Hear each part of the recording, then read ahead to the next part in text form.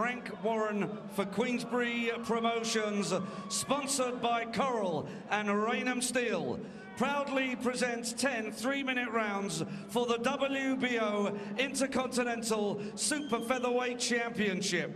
Your officials are appointed by the WBO, and your 3 scoring judges at ringside are Igno Barabbas of Germany, Miguel Hook of Sweden, and Fernando Laguna Yanez of Spain. Your WBO supervisor is Miss Marion Palatin of Austria.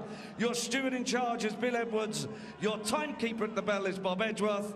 And when the action begins, your referee in charge is Mr. Steve Gray of the United Kingdom. And now to introduce the contestants.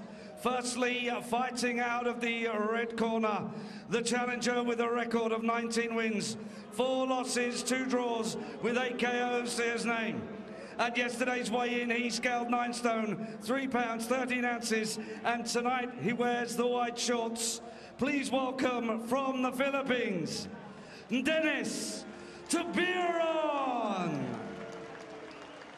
And across the ring in the blue corner stands the WBO European and Intercontinental Super Featherweight Champion with an unbeaten record of 12 wins with 6 KOs to his name.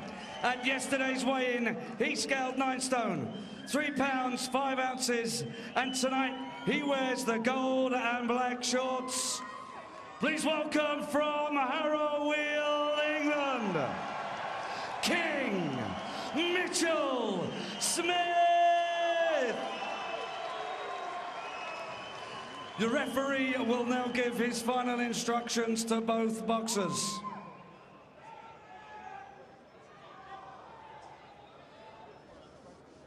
Okay, boys, if I call break, you take 1 step back. Don't let any of your punches go around the back of the head, and protect yourselves at all times. Touch gloves. This is 10 3-minute rounds for the WBO Intercontinental Super Featherweight Championship. Dennis Tubieron, the 25-year-old from Muntinlupa City in the Philippines, went the distance over 12 rounds with Josh Warrington, showed himself resilient there, but overall took a little bit of a hammering.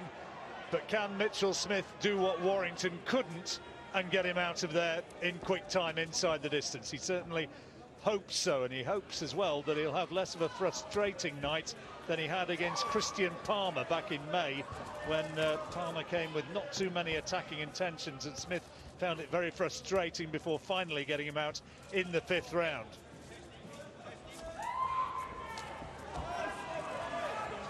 Well, for me, for Smith, I think sometimes in the past he's tried to over-impress, tried to look too hard. Just nice and relaxed, like he started already nice and relaxed. And just let the punches flow, let the boxing flow. He's a naturally beautifully skilled boxer who likes to fight on the, coming forward and slip punches quite effectively when he does come forward. Tubieron has had much of his career. He started as a pro at 19, fighting as a bantamweight, now going up in the weights a little. Fought and lost for the slightly lightly regarded WBF version of the bantamweight title back in 2011.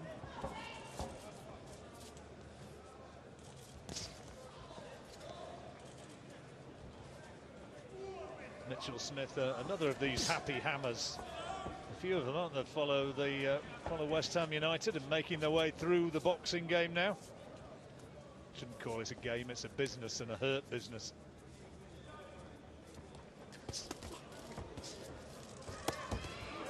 Solid body shot, good left hook from Smith. Oh. Nice fast hands there as well, wasn't it, for Smith? Not just power in that right hand, but speed with the double jab. Tubieron, southpaw. With a wide stance as well, isn't it, Tubieron? He drifts that right front foot over to the outside quite effectively. Just makes it hard then, a little bit harder for Smith to get that orthodox jab on target. It was a body shot which unravelled Palmer in his last fight when he won this title. Nice sharp left hook there from Smith. Tried it again, didn't work.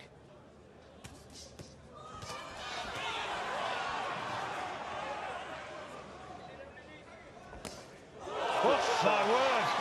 First round, and that was an absolute peach. And you won't get a better camera shot, as you watched at home, of just what it's like to be hit by Mitchell Smith. Good night, that's it. Smith wins again. His biggest test to date. And he absolutely wiped the floor with the guy. He looked sharp from the offset there, Mitchell Smith. Stalking his opponent, testing him with some hard, fast shots, not doing too much. That right hand there, right down the centre, right in the body, lovely body shot. Really fast, really accurate. Got the foot on the outside and everything right, perfect technique. And Mitchell Smith made a statement there. I'm genuinely excited by Mitchell Smith.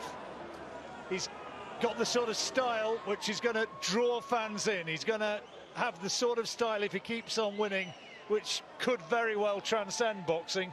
And he's got that sort of personality as well. There's a little bit of the old Ricky factor about him. And he's cocky. Without being too arrogant, he's cocky, he's so confident. He really believes himself, but he's a lovely kid to talk to. But he's a devil in the ring, he really is. And, you know, and that was the statement there. That was his hardest opponent to date, and he made it look one of his easiest fights. You know, when someone does that, you know they're going higher than what you see him now. You know they're maybe destined for greater things. I think this kid, we see him in his debut, and I said it's one of the best debuts I'd ever seen. Tuberion's back on his feet, thankfully. He was given a little bit of oxygen by the medical staff in the corner. But what a punch that was from Mitchell Smith. Let's just watch again some of the action now. Look at this. Look at this. Bang!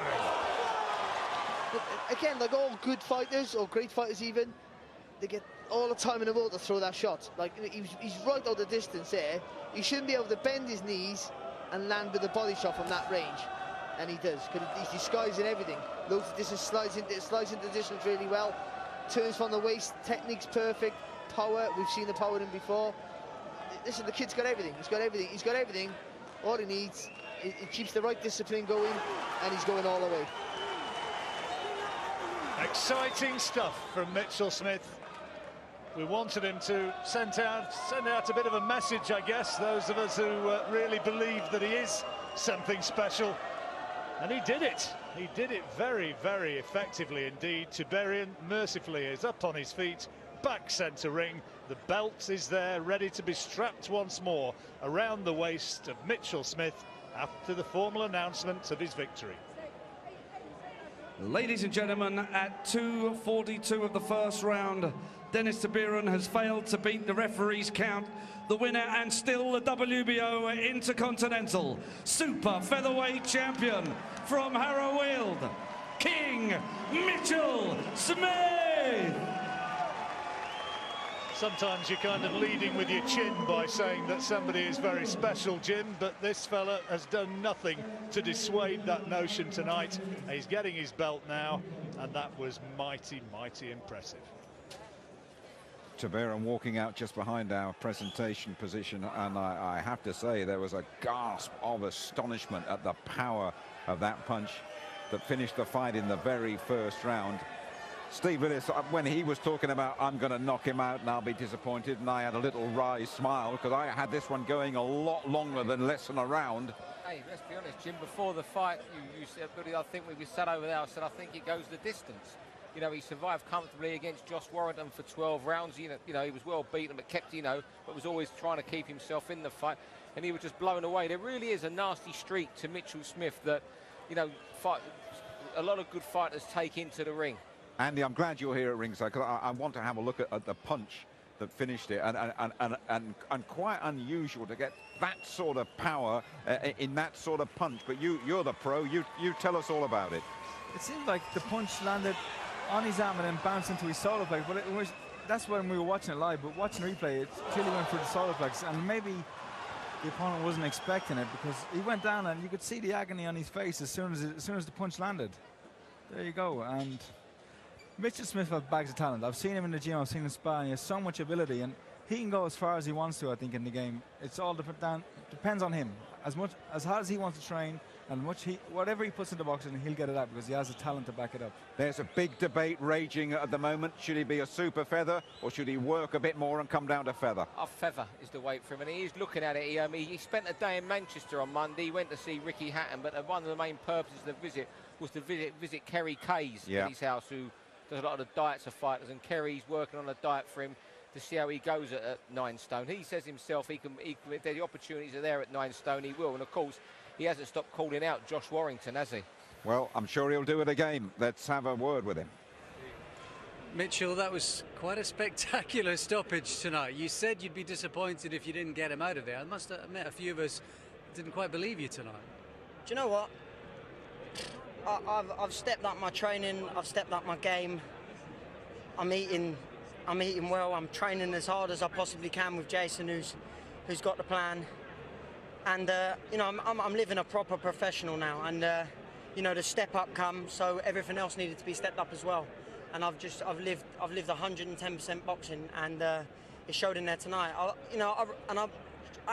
would have been really disappointed if I didn't get him out of there. So it's funny because I said to my dad earlier, you know, it wouldn't surprise me if I hit him with, I know it was a body shot, but if I hit him with one shot and switch him out. I hit that hard, I really do. I mean, people talking about going down at featherweight and that, it's still an option. If there's a big fight at 126, then I will go down to 126. But at the moment, whilst I've got the belts at 130, what's the point in doing another £4? You know, there you go. I suppose that the longer you leave it, potentially the harder it might be to go back down. I've already been told. You know, Kerry Kayes is the man in the diet, and if he tells you can do it, you can do it. So there you go. Jason, he looked good tonight. How good can he be? How would you like to see him moved in the interim? I ain't too sure. Probably we'll sit down, Francis, Mitchell, and we'll see what comes for a nice defence. Maybe another defence. I don't know how he's going to move up in the ratings now. Yeah, see what Francis has got planned.